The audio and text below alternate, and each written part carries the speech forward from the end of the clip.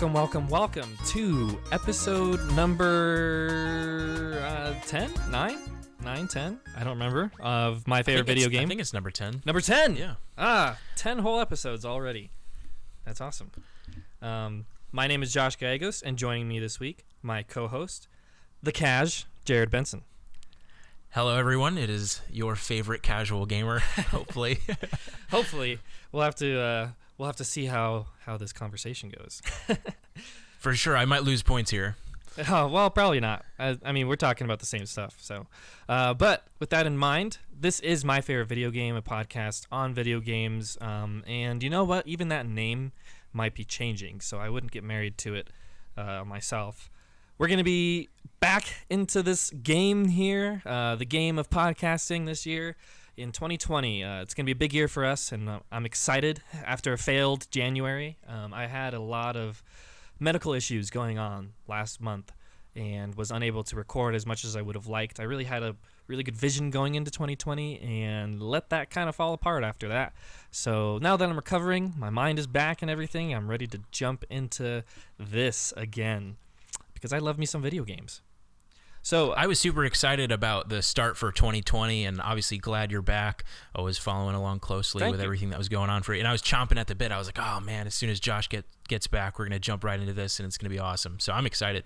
Good, man. So with that in mind, a little bit more of our housekeeping here. You can follow along and submit questions via Twitter. I am at VideoGameBard, and actually you guys can submit questions to Jared as well. Jared, what's your handle again? At Jared T. Ben. Jared T. Ben, Jared for that first name there.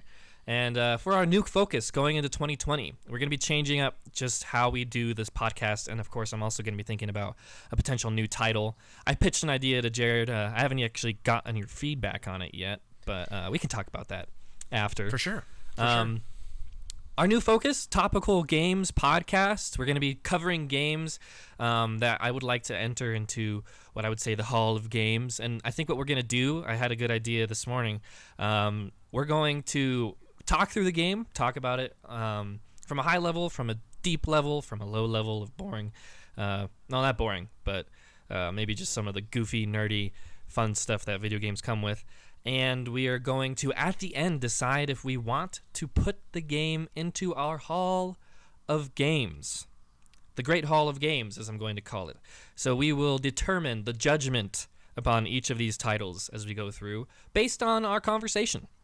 You guys can come to your own conclusions, of course, but we are the decision makers who will be putting it into the Hall of Games. And that's how it's going to be going forward from here.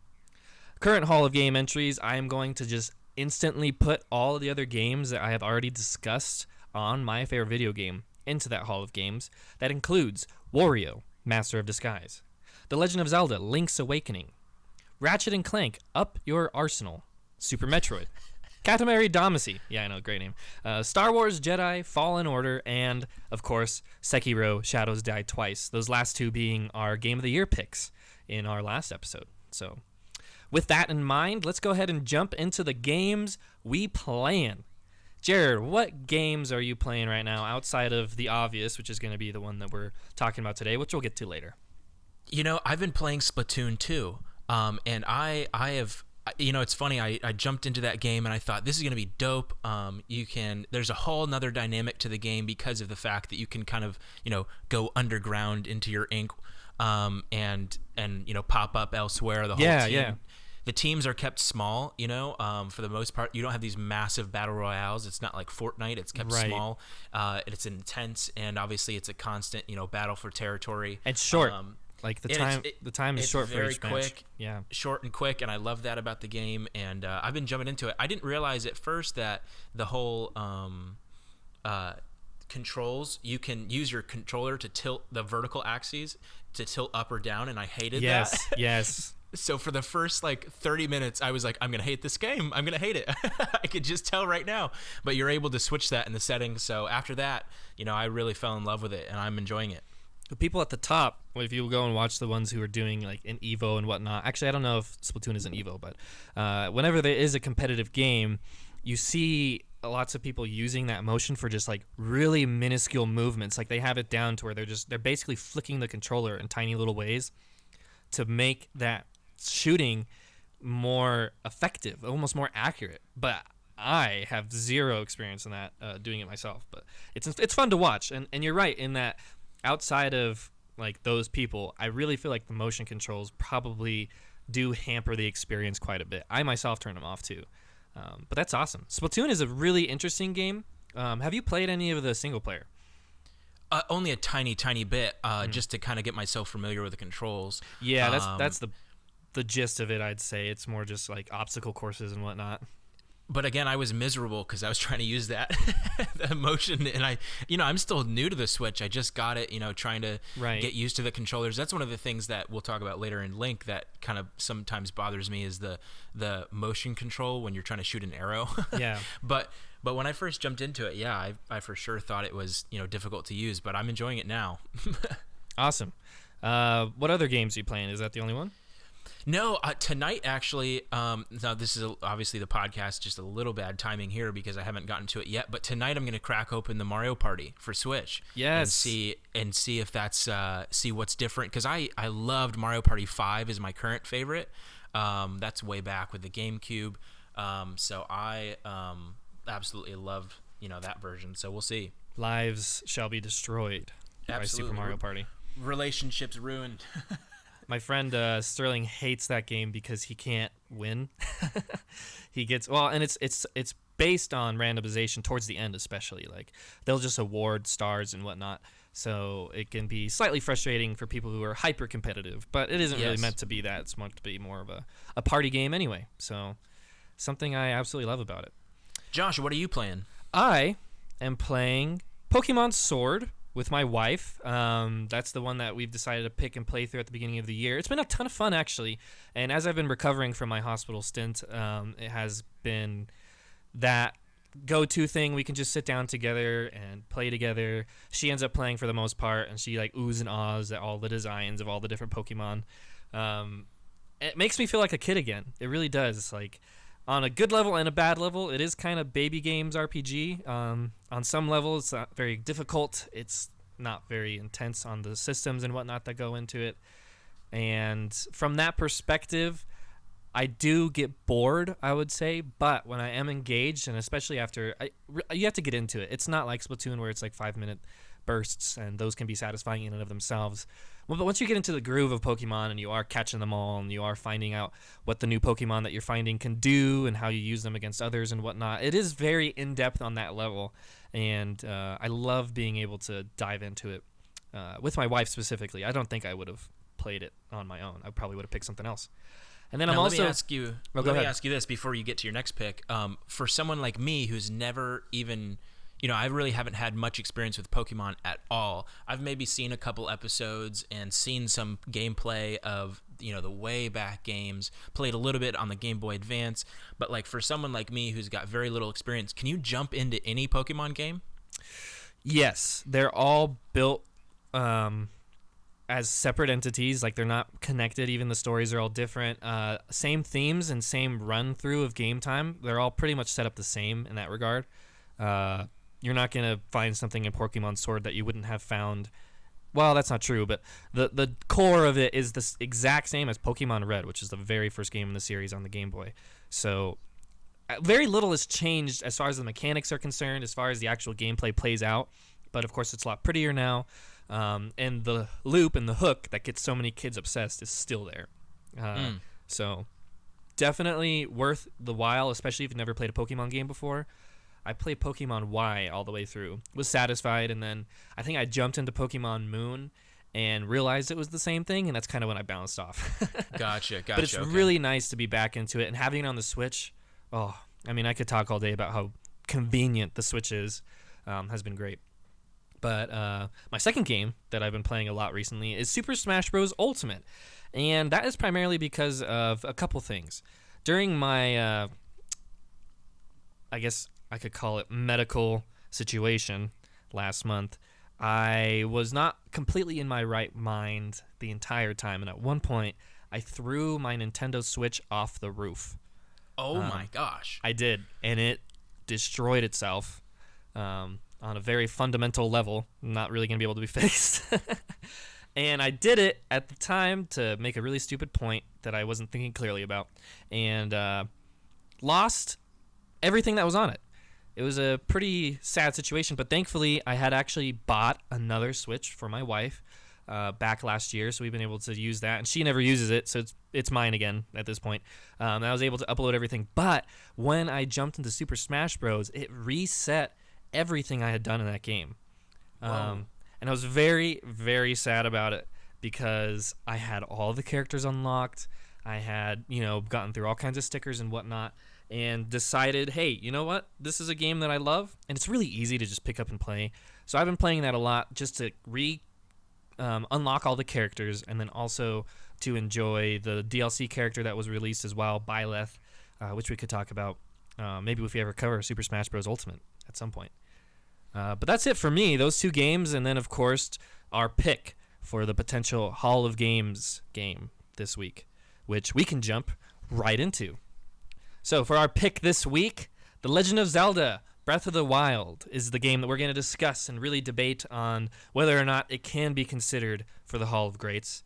And for me, just to give the context to the audience, I have played through Legend of Zelda twice, once on the Wii U and then another time on the Switch. This is my third playthrough, and quite honestly, I didn't even get as far into it as I was hoping to. And I'm playing on Master Mode while Jared is playing for his first time. So this is going to be a much more fresh experience for him. So honestly, I'm hoping that he covers most of this for me because I'm going to be having a hard time even thinking about good stuff to say. But with that in mind, Jared, with each of these games that we tackle, I really want to dive deep into how the processes in it work, how the different reward systems work, and what that means for a gamer, for a person of interest who wants to play these sorts of games. And first and foremost, let's talk about some of the design. Now, this game is renowned for its design, specifically because of one term that Nintendo executive used. I can't remember which executive, but he called it open air gameplay. And this has a lot of connotations. What do you think, just off the top of your head, what would you say that means to you? It means breathtaking. Ooh. It's the views. It's the fact that the game, when you come out of that cave, Link wakes up from a long wet nap and he walks out onto that cliff, and the game forces you to run out onto that cliff and just take it all in. And I kid you not, watching that on a 55 screen TV, 55-inch screen TV is absolutely just breathtaking. Yes. Get the biggest TV you can. It is fantastic. Even just the views. And hold version of the Switch, I would just say. I mean, just for that opening, whoa. I mean, that's and he nailed it. When he says open air, that's exactly what he means. Right. And I agree in that the scenery is something that is almost impossible for any other game to replicate. I feel like I've never felt the way I did when I did reach the top of a hill and you could see the Twin Peaks off in the distance. You could see Death Mountain off in the distance. Outside of actually previous Zelda games, I have had that feeling in other Zelda games. So that in that sense, it does invoke the past. And that is an idea that I know that the devs were going for. The original Zelda, the very first one, was supposed to give you a sense of exploration, a sense of mystery, and a sense of wonder and discovery.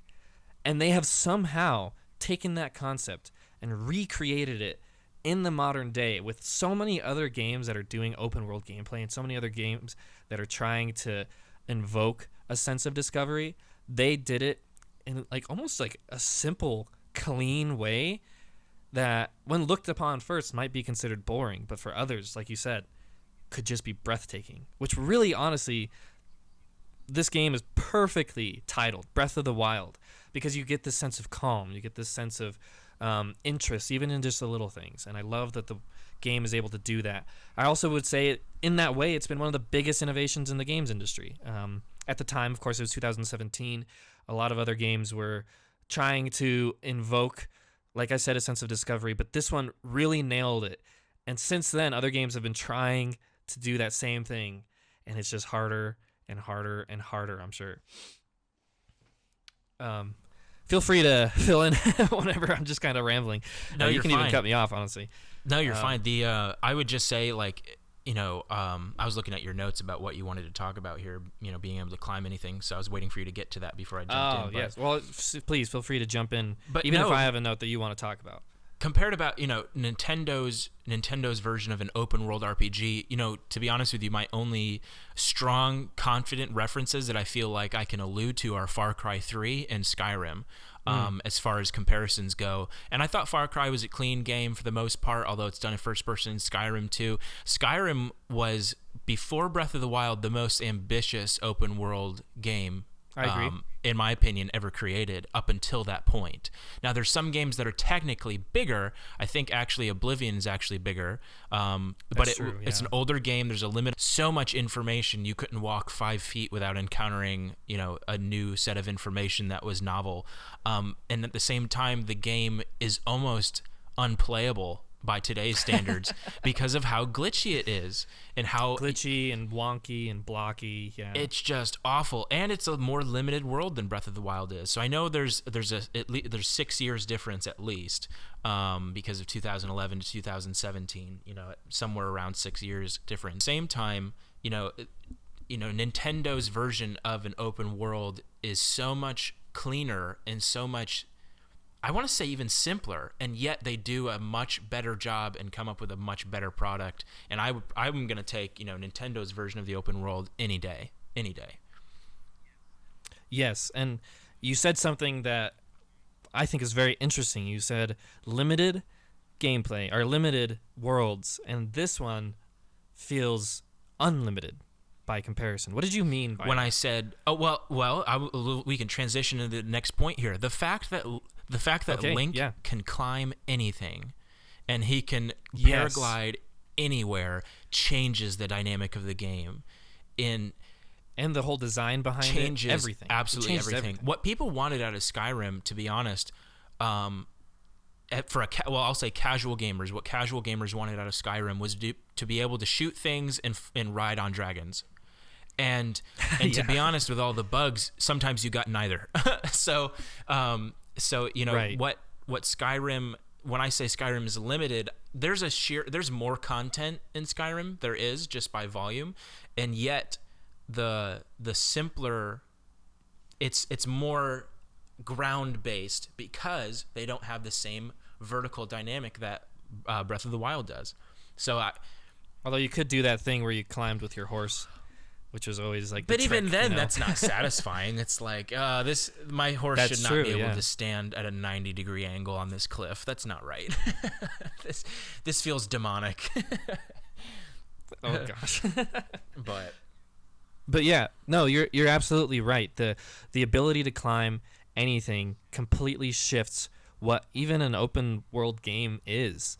And it was a small thing, a small design choice that changes everything, because I can go, and it opens up possibilities too. Like, instead of running on the ground and going from on horseback to lots of different places, I can climb the nearest hill and jump off and then float to the next spot.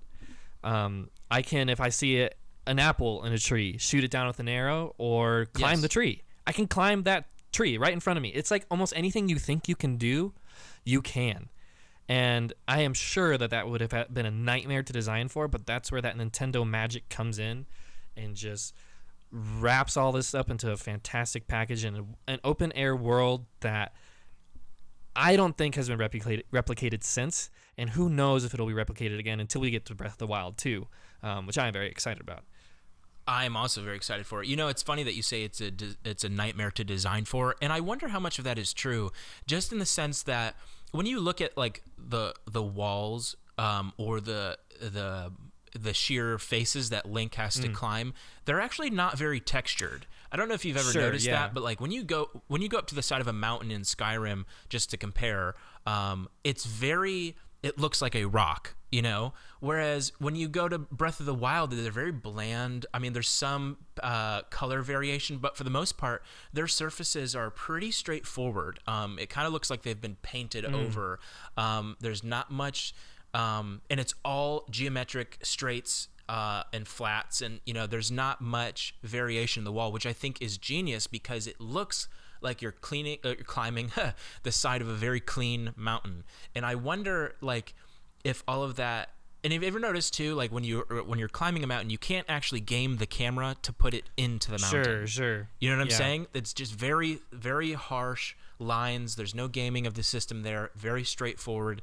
And you say it's a nightmare to design for. And I don't know too much about what goes on in the inner workings of designing a game like this, but the way they decided to do it puts it all into the experience itself.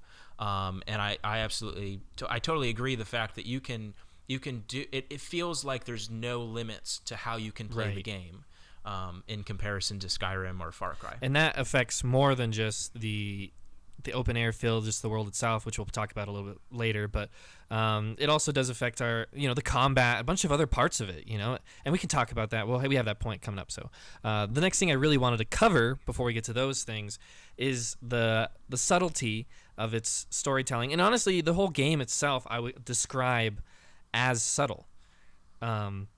It's all told, as far as the storytelling is concerned, through small memories. It's all told in brief snippets. Outside of that, though, it's almost like Nintendo was just trying to get out of the way. They wanted you to experience it, to build your own story in this world they created, and then they sprinkle in their little Nintendo stuff here and there. Now, what did you think of the story, Jared? I loved the story. I wanted more. I really did. I wanted more and more of it. I was digging the content. I thought it was great. You mentioned that when you wake up, you have the beginning tutorial. You find out that King Rome is the old Santa, and then you and then from then on, it's like it's up to you how far you dive into the storyline. And I really enjoy that. I wanted more of it. I was hunting for it. I loved the memories quest and everything like that. Good. Yeah, no, I agree. It's not my favorite Zelda story. Actually, it's probably one of my least favorite Zelda stories. And especially this third time playing through, I'm incredibly intrigued by the layers that it takes, even within the subtlety of its storytelling. Like, you have these past links that are discussed, like these past heroes, these past princesses, this past evil. There's two sets of it, actually. There's that 10,000 year gap, the one where they're talking about when they first defeated Ganon, and that's when they created all the machines and whatnot. And then there's another 100-year gap between this current Link and this current Zelda. And it's so unique, even in that sense, this sense of legend that they add in, just subtly, just so subtle in the background. And then on top of that, you are the adventurer. You are the guy who's living this story. And we're in at this point, it's like a post-apocalypse, like everything's kind of coming back, but people are still scared. And the world reflects that in very unique, interesting, and just subtle ways. I mean, the entire, what is it? It's a quest, right? The quest for the memories is what it's called. Yep. And you do have to go through a lot of the storytelling at the beginning, to get through to that. But once you get to Impa, and she starts to give you a lot more of the narrative, I would say she does a lot of the, what's the word that they use? Dialogue, not dialogue, but the explanation. I can't think of the word. She fills in the blanks there. Yeah. She fills in all of those blanks, and then she gives you a quest to go hunt down your memories. A very interesting way, I think, for Nintendo to handle that. They gave us a Link who had his memories gone for being so long in his chamber, and he has parts of the world that invoke his memory and remind him who he was and remind him what he was supposed to do. But it's so, like, you don't have to do it. You don't have to. You could, once you get that quest, ditch that entirely and instead just go climb as many trees and grab as many apples as you want, That's exactly what I did. Yeah. But you still were intrigued, and that's the part that I think is powerful. It wasn't forced on you, but you made it a goal for yourself to find those bits of lore, to find those bits of storytelling, and I think that's where the genius, again, of the design of the world, the design of this game just in general, comes in.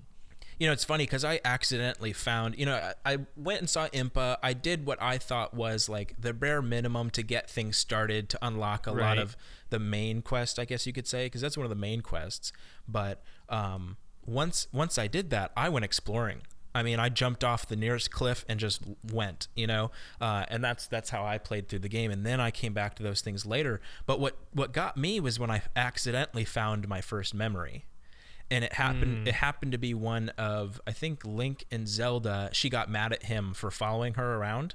And I was like, whoa, there's more to this. Yes. There's a whole lot more that they're trying to do here. And then I was just like, oh, I've got to figure this out. So I think, I love the way that they present that dynamic between Link and Zelda as well. Very, very different from the other games. Zelda's almost jealous the entire time of Link and irritated that he's the one that was chosen, even though he doesn't say a word. Yep. And it's a very different take on Zelda. Typically, she's the strong, quiet, wise one, since her spring is the spring of wisdom. Oh, I totally forgot about the springs, actually. That was fantastic. Were you able to hunt all those down? I was. The dragons and whatnot, all that? I did. The game, in my map, I guess it says the game is like on, I don't know, 41%, I guess you could say. Okay. And a lot of that is because I only have 180 Korok seeds collected. So I think a lot of it is Korok seeds. If I'm assuming that every chunk that you do of the game is just like an equal percentage. So most of the game is going to be the 900 in those small collectibles. Yeah, the 900 Korok seeds and the collectibles. So I think that's why it's only 40%. But I've unlocked and done the vast majority of everything. I've done both the DLCs and so you did get the DLCs. I was did. actually going to ask you about that. Yeah, I did get the DLCs. Josh, I would love for you to elaborate a little bit more, just for my curiosity, on why you preferred some of the stories of the other Zelda games to this one, and also tell me more about how Zelda in previous games is more of the wise sage. Well, I think the other Zelda games were a lot more focused on their story. They were a lot more linear too, and I think that was a problem that Nintendo kind of had to solve with this game. They wanted to give, like I said, that sense of the original Zelda, which isn't story based at all. Like you get like two old people on the map who tell you, like, give you a sword and then tell you where to go next, and that's it. And then you fight Ganon at the end. And besides a little scroll at the very beginning of that first game, there's no story. So they were trying to invoke that sense, and I think they came up with a really great way to get around it. But in previous Zelda games like Ocarina of Time, Majora's Mask, Twilight Princess, story takes center stage. The lore behind what's going on in Hyrule definitely is pushing you forward, and that is not what's happening here, I would say. And as far as Zelda is concerned, you have the Triforce, right? Each of the Triforce stands for a part of, stands for a character, essentially, and stands for different concepts, I would say. One is power, that's Ganon's, or Ganondorf's. One is wisdom, that's Zelda, or she's the goddess reborn in the lore. And then the other is courage, which is the hero, Link, who always rises up when it's time to defeat the evil. Very interesting, just tale that's been told over and over and over. And each of the Zelda games have little ties to them. You can buy Hyrule Historia and read all about that. But I would say with this game, you find two of the members of the Triforce who are usually united at odds in small, subtle ways that I think probably caused their failure when they did end up facing Ganon that first time. And that's what I would say as far as that goes. I mean, I don't love the voice acting in this one either. That's part of it too. They really tried to go for it, and I think that some of the people do really great. Immediately I think of most of the heroes. The previous, what are they called?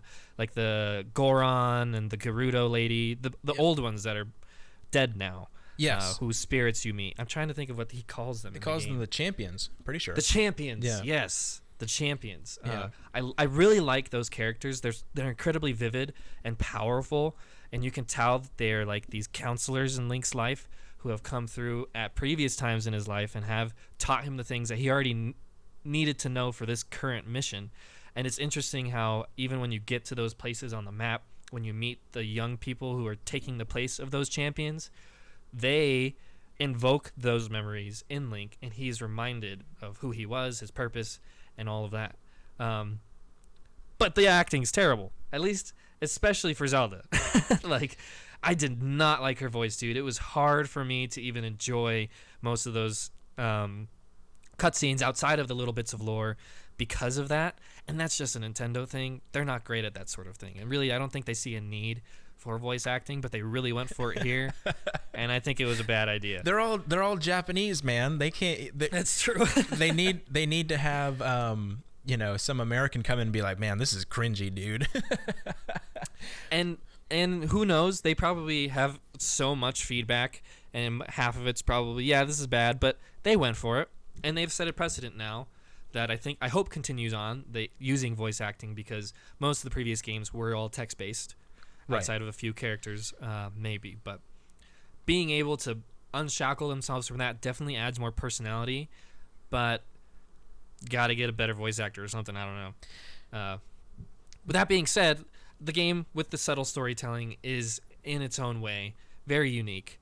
And I would also say, in its own way, the aesthetic, which we touched on briefly, is just gorgeous. It's very, very distinct from, I would say, other open world games. Mm-hmm. Not so much from its own franchise. If you look at previous Zelda games, this almost seems like a marriage of multiple aesthetics, but they use it together to really give this world vibrancy, to give it a liveliness that you wouldn't expect in a quote-unquote post-apocalypse world. And I just absolutely loved it for that reason. What did you think about it? I completely agree. And the fact that each region of the map is so diverse and unique. There's some parts that you can only find certain fruits in, like I think of the durian you can only find in the southern part of the map. There's regions of this game that are there just because they're there. I mean, you can go get lost. You can go, and it's all beautiful. It's all gorgeous in its own way. There's even, because of the flying dynamic, there is even differences in altitude that will affect the game. Like when you fly off of Mount Hebra down to the lowlands in any direction, because I think it's one of the highest points of the map, you have to go through kind of a snowy blizzard visibility level where you can't see anything, and then it just dissipates and you fly down into the area. I love taking Hebra Peak down to Hateno Village because it's just gorgeous. It's all the way. You get to look at the map as you fly.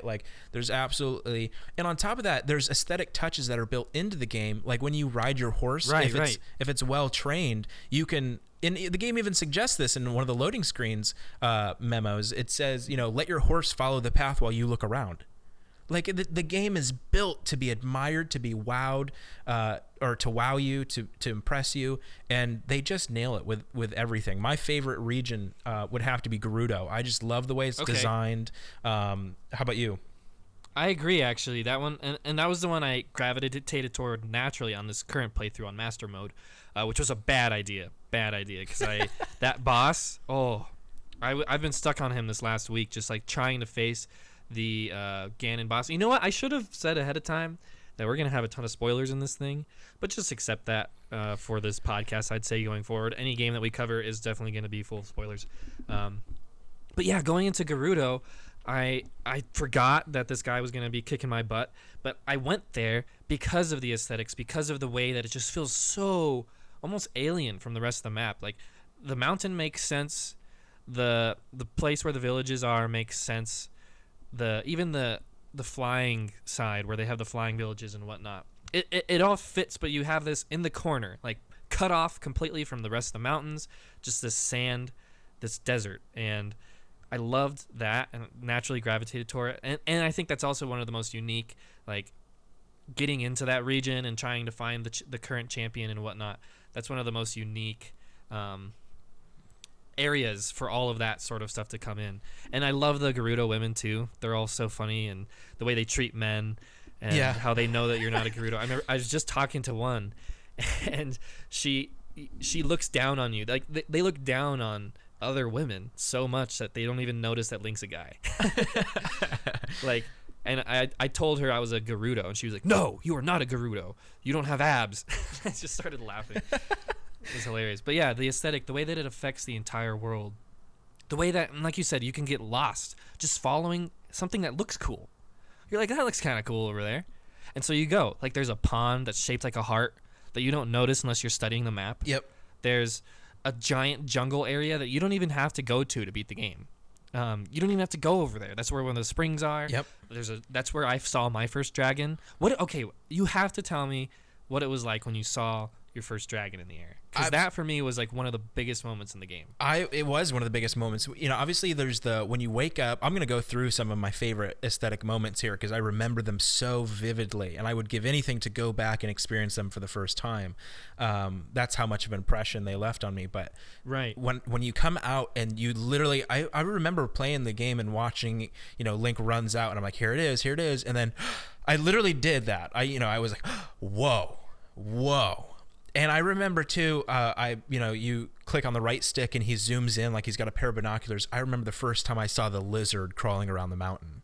And I was like, oh my gosh, that, you know, you can see it in the distance. No other game that I know does that, where you can explore, you can pinpoint, you can like, I'm going miles in that direction. I'm going to go explore that area because you can see what's waiting for you just vaguely enough.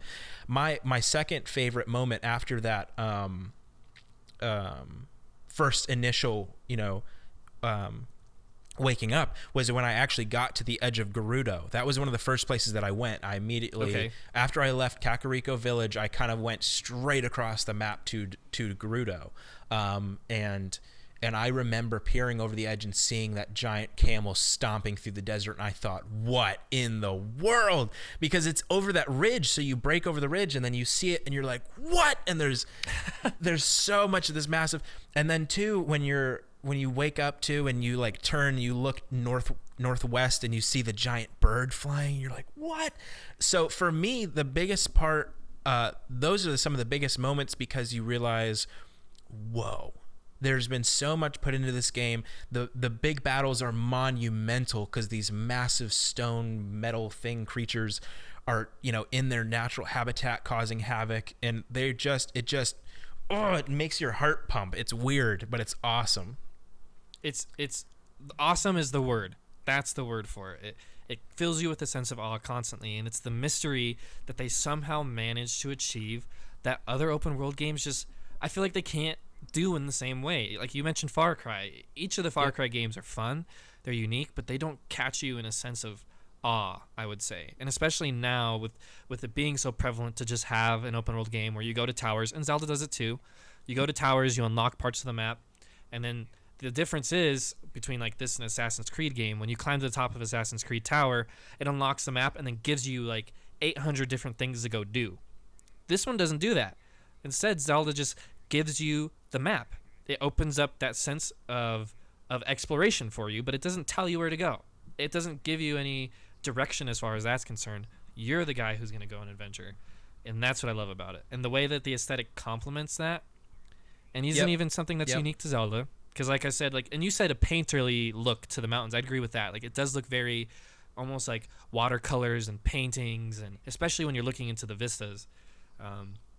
That's been done before, but the way that they use it in small things, defining the different regions, defining the different fruits, everything, and the way that you can combine. I mean, we could talk about the cooking all day too. These systems are all just so interconnected and interesting.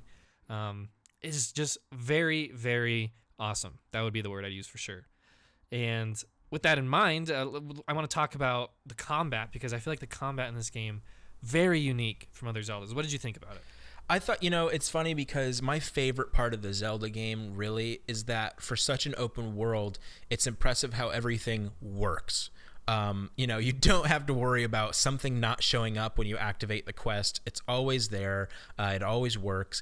And, that brings, the reason I say that is because there's only been 2 times in which my game is glitched. And it's not that it's ever shut it off. It's just that I've noticed the screen kind of like, jumps a little bit, like slowing. It slows down, it catches, hitching and whatnot. And the only 2 times that it does it consistently are when I walk into the Korok Forest after I downloaded the DLC, and then 2 when I face the one Lionel that's in the Colosseum. Oh man, I forgot about that dude. He has a flame blade, and for whatever reason, whenever I dodge and do the flurry rush, and I jump back and he's swinging his blade, I don't know if it's the addition of the fire, but it catches the game and makes it glitch a little bit. Interesting. Those are the only 2 times that I've ever noticed it glitching. I mean, considering that there's so many things to climb and fly and do all this stuff, you'd think it happened more often, but no, those are the only 2 times. But that does lead me to the combat, in which, the combat to me is the most refreshing thing I've done since Arkham Asylum. Like, I know that sounds like a crazy comparison because it's not that technical, but it feels so natural. And Link, the way he's able to dodge and maneuver, it doesn't take away from the challenge, and yet it still is some of the most enjoyable things you'll ever do, as far as the combat goes. I loved the combat, every aspect of it. Yeah, and I think the biggest part of it is that all of your tools that you can use in combat and out are given to you right at the start of the game. They don't mess around with that little tutorial area either. And that was when I realized what Master Mode was going to be. Yeah. Because you walk out of that cave. You're at the very beginning. You're on the Great Plateau. You walk out of the cave, and you face this open world, and then you realize you can't go very far just yet. Yeah. And then Nintendo rewards you by giving you these very functional and very in-depth tools, like the systems that you can implement and use with these tools, the ones that are tied to the Sheikah Slate, are so intricate in and of themselves, and you have them all right at the start. I didn't even have clothes yet. Well, I guess I had a couple pieces of clothes that I got from the very first chest, but you get it all right at the start, and you don't even know how to use it all yet. Like, I'm still trying to figure out how to implement the bombs, especially in Master Mode. They're becoming hyper valuable because most of my weapons break too quickly, and that's a whole other part of the combat. Well, actually, what did you think about that? What did you think about the weapons breaking? Because that is something I think is a point of contention for a lot of people. It is it's only annoying up until the point you realize that even the most valuable weapons respawn. Right. So once I realized that, like, okay, I can go find this great flame blade every blood moon because I know exactly where it is. Right. So, once I realized that they respawn, I thought, well, if it's really that big of a deal, if I'm running low on good weapons, I know where to find them. In addition, so the game, to me, it became a non-factor later on, especially once you get so many weapon slots open that you have like 15 weapons to choose from. You just pick the next one, and you're getting proficient at that point. So for me, it's only ever bothered me when I'm stuck with like a tree branch. I'm like, yeah, really? And it forces you to have to deal with situations like that where you're stuck with the tree branch. It makes it a little bit more challenging in that way, and it also forces you to try new weapons consistently. You get to figure out which ones are good, which ones work against different enemies. Like, you could get a big club and just swing that around and knock out all of the little guys. I can't think of what they're called, just like the regular red dudes with the giant ears. The bokoblins? Yes, just the regular bokoblins can be taken out so quickly with something like that and just spin around and destroy a whole group of them. Or you can grab a spear, figure out how to use that. I've been actually using spears a lot in Master Mode because if I can charge it just enough and whack people with it, they fly back, and I just use that to knock people off of ledges because I can't face half of the people in this game. All the enemies start off like at the black level or the white level, which are the top like difficulty, their own health, and they all regenerate health. So if I don't kill them right away, they start to gain more health. So in groups, it becomes vital for me to just try and knock as many away as fast as possible. Yep. So that I can focus on either the big guy or whatever. But all that to say, even in Master Mode, my weapons are breaking, and it is a terrifying thing, especially when you're surrounded. Your biggest weapon, you notice that thing pop up that it's about to be destroyed, and I've faced many situations of terror because of that, especially in Master Mode. And at first, like you said, it is a bigger deal until you get a better handle on even just fighting, get a better handle on the flurry attack, the perfect dodge. And then and I actually didn't even think about going back and getting weapons. I have never done that. So the fact that you brought that up is very interesting. I really should just mark where I find a good weapon, because you can, and that's something else I like about the game. You can mark things that you found with little stamps and whatnot. Yep. And the physics of the different weapons tie into the game too. I don't know if you noticed that, but if you have a flame weapon, that'll actually keep you warm in cold. I thought that was very, very cool, that extra added detail. You could probably lump that into aesthetics, just the fact that if you equip a flame weapon, you can go hang out in icy regions. Right. You can hang out in icy regions. You can use it to melt big blocks of ice, and you don't even have to whack them. You can just stand next to it, Yep. and you'll start to see it melt. The electricity, of course, getting electrified in water and whatnot. And I love the way that electricity makes you have to fight in a unique way, because those are one of the few elements that makes you drop your weapon if you get hit by it. And if you have a metallic weapon, you just drop all the things that you had because they zap off of you, essentially.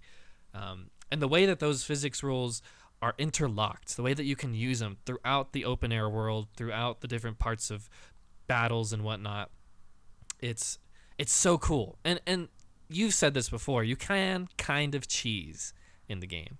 You can definitely get some cheese in there, especially with the combat, with that dodge. And a lot of people feel like that breaks the game. Did you feel that way? What do you mean cheese? I would say it's the perfect dodge. You know how you get, if you can land that perfect timing, everything slows down and it makes the game so much easier to just whack people with the flurry attack. Yep. And in a way is kind of breaking it, because you can deface the biggest Lionel as long as you have enough weapons, you know? At times I felt like that it was, somewhat repetitive, but it's one of the most satisfying things because the timing window is actually, I agree with that. it gets smaller and smaller. And then if you do master mode, it's the tiniest sliver of when you can get it right. And I think it's so satisfying. And also it's cool because it mixes up the gameplay as well. It's not like the whole thing is done in slow motion. You can game the game by kind of, incorporating that vertical level and like paragliding over your enemy, opening a bow, and then it slows down again. You can game it that way a little bit. I thought that it changed the pace in a good way, is that the fights are so fast and vicious that occasionally, slowing it down a little bit is fun. It adds effects to it. And then Link looks like a boss, I thought it was cool. At times it got repetitive, but other than that, I have no complaints with it. Okay. Yeah, no, I agree. And it is so different from previous Zelda games too, that it was incredibly refreshing in that way.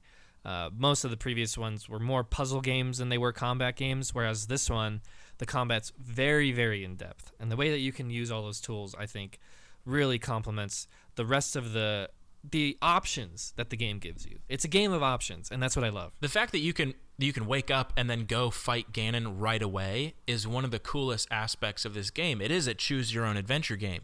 As far as like choose to the left, to the right, or forward first, it's any direction, up or down is all yours for the taking. And I totally agree.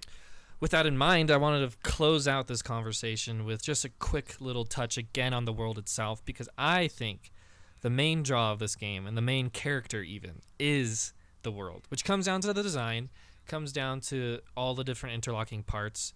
But I really want to, we've talked about these other things here, so I'm going to jump into the last point there. I want to talk about the power of the emptiness in the world, which is where the idea of Breath of the Wild even comes from. I feel like there's a calm. There's a sense of, well, I guess I would say emptiness. What do you think about like that feeling that the game gives you? I agree, because there's so much open air, like, the developer said. I don't remember. You're right. I've heard that comment before. I can't remember who said that, but you're so right when it comes to the open air aspect. It's not overcrowded with trees, even with mountains. Like they're all, very spaced apart. Everything's its own climate and temperature and different things like that you never feel like you're stuck.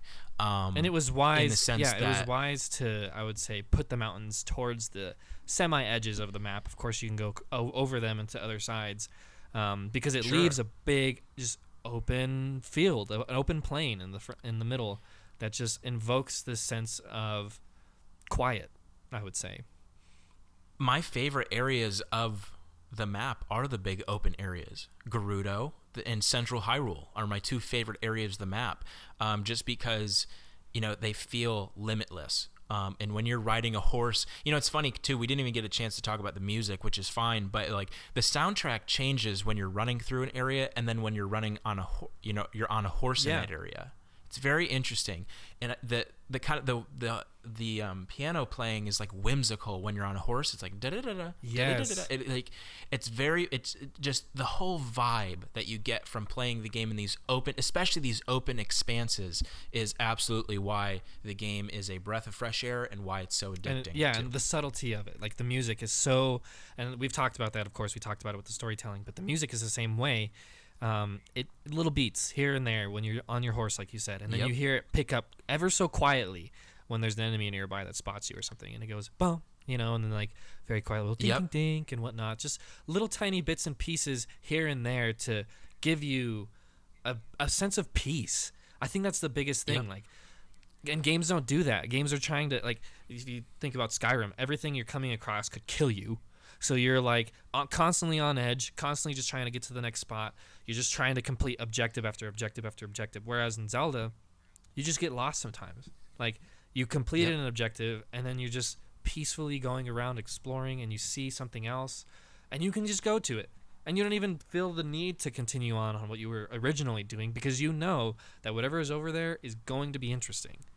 And whatever the quest that you may have just finished, you may look at your inventory or your adventure log rather and think, I have nothing to do, and then realize I have nothing to do. That's fantastic. I can go climb that mountain or that tree. And in a sense, you can rediscover your childhood. One of my favorite moments, and actually my favorite place in the game, is actually Hiteno Village. You can get a house there. You can buy a house and decorate it and stuff. And that's a fun little side thing too. But the music that they play, it's that sense of, it really is, and this is going to sound so cheesy, but it's that sense of I'm home. And it really is a rediscovery of your childhood fancies and whims, and it changes the game and stirs your heartstrings a little bit, I think. Yeah, and it's funny that you bring up side quests, because I'd say that's a big part of the character of this game. And the home side quest unlocks another side quest. Now, I don't know if you noticed or were able to get to the village creation. I did. I finished the whole thing. That was one of my favorite ones. Yeah, that one by far was my favorite, because it forces you to find people in different parts of the world, different parts of the region, and you literally see a town come to life that you helped put together. And it's just such an awesome way to use side quests. A lot of them I don't think are that interesting. A lot of them do kind of feel throwaway, but it's fun to do, and then when you're just exploring, it's fun to see how the side quests are connecting, or maybe you found something and you remember, oh yeah, this person was asking for that. The way that all these little characters work together to bring you these bring you these objectives that give you the opportunity to adventure, to explore, and they're not forced on you either. Nothing is forced on you, and that's what I love about this game. I'll let you close out, but let me make two comments here. One of the things that I realized about Terrytown is that if you use a Hylian shield often, it will break. But that's that shield that's got like 90 defense, so it's super handy. You find it in the castle once you finally go exploring there. But you can actually have that recreated at the smith in Terrytown. I think it's the bird. I can't remember his name. But once you get the bird there, you can go and you can recreate the Hylian shield. But you also... what was I going to say? Shoot. I was going to say something else. Something about the Terrytown guys, or a different side quest? I mean, we're talking side quests still. I also would like to bring up the little monster guy, whose name escapes me, but he runs the monster shop, and you find him in that skull area. Kilton? Yes, yeah. Kilton. And he has his own currency, and he gives you like tons of interesting pieces of even armor and clothing and whatnot. And it's like little touches like that in the world itself that you discover. Like, you discover these people, you discover these villages, and you are the one, almost, if at least because the design is so well, it feels like you're the one who is discovering it. It just wraps it all up in a fantastic overall just package of a game that, I mean, even to this conversation, I'm already convinced is probably going to go immediately into the Hall of Greats. I think it should. I'm going to ask you what you didn't like about the game other than the voice acting in a second, but one of the things that I do like is that the inventory is unlimited. You know, Skyrim has this thing where they have a weight limit and you can increase that, but it's funny because Skyrim gets made fun of on the internet all the time because they say, they draw a meme of the character running around and his bag is filled with a bunch of crap. Skyrim is a game like of memes, I would say. He's carrying this bag, and it's got like swords and shields poking out of it. But it's ridiculous because if you're gonna be like realistic about what you can carry, there's no way you can carry all the crap that you carry around 15 dragon bones and all that crap. So what I like about Zelda is that they're like, we're not even gonna penalize you for having a bunch of stuff. You can just hold on to it, and then if you have a side quest and you happen to have those items, which is half the time, honestly, that you can just whip them out because you can carry 15 blue shell crabs and it's not a big deal. Makes sense. So Josh, tell me what you didn't like about the game other than the voice acting, obviously. Well, I would say, like, as far as things I didn't like are concerned, definitely the weapon breaking stuff gets old after a while, and even the way that they will like clink on your back actually can be kind of annoying. But I like that they show which ones you're actually equipped with. Of course, the voice acting, and then I really was somewhat disappointed in the implementation of the story, especially from the level of like the Master Sword and other parts of the lore that I think just kind of got stinted a little bit in the way that other Zelda games were more fulfilling. That would be the biggest thing, and we talked about that. But it's hard to say things that I don't like about the game because I was, especially the first time I played through, so enthralled. I would say that probably the other thing I don't like is that the more I've played through it, the less of the magic has disappeared, and the more of the quiet does just become a bit dull. It's not as peaceful and intriguing and awesome as it was the first time I played through, and that's something I think Skyrim has against it. Whereas Skyrim, because it's a more objective base, because there's a lot more to do, you can almost just play it forever and still enjoy it.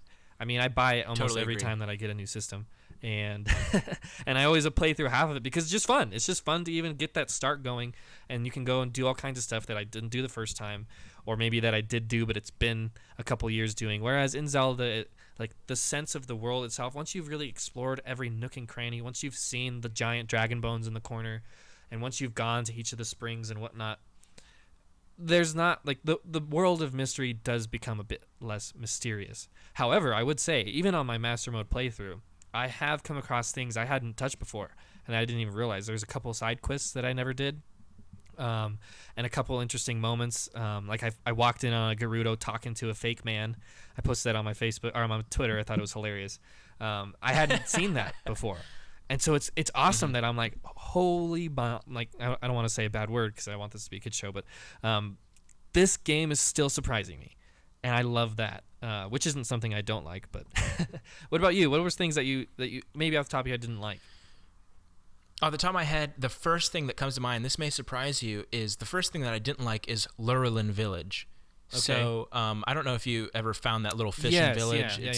It's in like the southeast corner of the map. Okay, I do remember it. To me, it's just, I think I see things like that and I'm like, why is this here? Other than like the 3 or 4 side quests that are in that village and the cute little, animated kids running around, it's like, why is this here? You know what I mean? And I just wish, like, if you're going to do a village, I mean, it's got to be a village. Right, and that's you know the difference. So, the other ones feel so much more lively and interesting. Yes. And that one, I agree, it definitely did feel a bit empty. Maybe that's where the emptiness kind of becomes a bad thing. And that leads me to this overall general point, is that there were moments in the game where I thought you could have done, or I wanted you to do more. It's always like, now that I've seen the visual aspect of this game, and my first experience seeing a dragon was crossing the bridge into, it was Central Hyrule, and you see that big glowing green electric dragon flying in and out of the lakes, and you're like, what the heck? That was my first dragon experience. I know you'd asked me about that earlier, but once you see things like that, what the game is capable of. You go into the Korok forest and you think, wait a second, I can only go in this one little area? Like, that's it? There's so much more that could have been done. And, while I understand the whole, probably the reason for it in the lore, there was moments like that throughout the game where I thought there could have been more to this. I think that about Goron City. I thought that could have been better, more well-developed, just broader, more things to do there. And I thought that I love Rito Village. I love Gerudo. I love every other village other than that. It's just Lurelin and Goron I was a little disappointed with. I also dislike. Now I understand this is a staple of Zelda games, so I'm not sure if I'm allowed to say this, but the fact that you beat Ganon repeatedly, and there's no whole peaceful version of the game.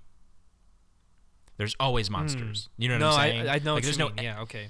There's no end to that. But I've been told that's like a staple of Zelda games. Like they never actually let you permanently beat the boss. So that may be something that they're just going to keep doing. So I might have to get used to it. And you know what? You reminded me of a couple other things I don't like.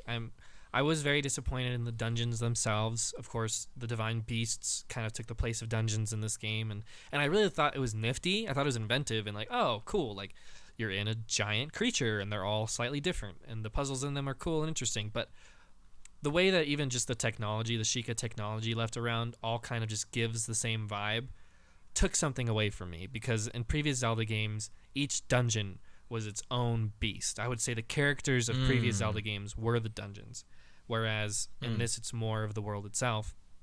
And that was something I was very unsatisfied with, actually. And the way that the bosses were all just slight variations on each other, and all of them ended up being slight variations on Ganon himself. Disappointing, I would say, especially when you have a game like Wind Waker that each boss is powerful, unique, and tied to that exact region, to that exact dungeon.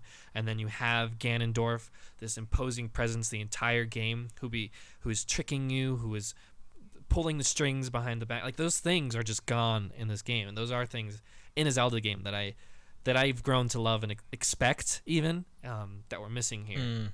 So there's those things, and then of course, but outside of them, I can't say much bad about this game. Yeah, me neither. I mean, as far as the gameplay itself, it is near perfect. You know, I hinted on it earlier, but I mean, I wish I had more dialogue, maybe a little bit more of insight into Ganon, the character himself, because he is a person, right? You know, so well, at least I guess he could be. Maybe in this game, he's only like an evil force, right. But you know, just a little bit more dialogue, more character, more development, more lore. But other than that, I mean, not much. This game is, you know, for me, a 9.9 out of 10. It's pretty darn good. And I agree. So, would you like to bring anything else up? Any opposition to putting this into the Hall of Games? I really can't think of. You know, those are all. You know, I have to make a line between what is a bad thing about the game and what is just something that I would prefer they had have done differently. Well, I think we have. I think we have good enough opinions. You know. Yeah. I think we're capable of making the decision. Yeah. But for sure. That being said, I think this is an obvious candidate, and who knows where in the Hall of Games it goes, but it certainly goes there. I agree. All right. Well, let me stamp that in. Ka-chunk. And that's it. I was going to get to a whole other different segment, but we're kind of running out of time here, so we'll have to cover maybe something like this next time. And you know what? I'm still trying to work out how exactly we can get to some of the interesting topics that are happening in the games industry. I wanted to use a default segment to talk about maybe some of the things that are going on that are a little more controversial in the industry, stuff that we think is worth discussing on a more in-depth scale. But we've spent so much time already, I don't want to take up too much of the audience's time, my time, and of course Jared's time as well as we go throughout the day. So let's close out with that, and we will, see you guys next week. That's the goal. So, and that's going to be the goal going into 2020. Jared, thanks for joining me for this conversation.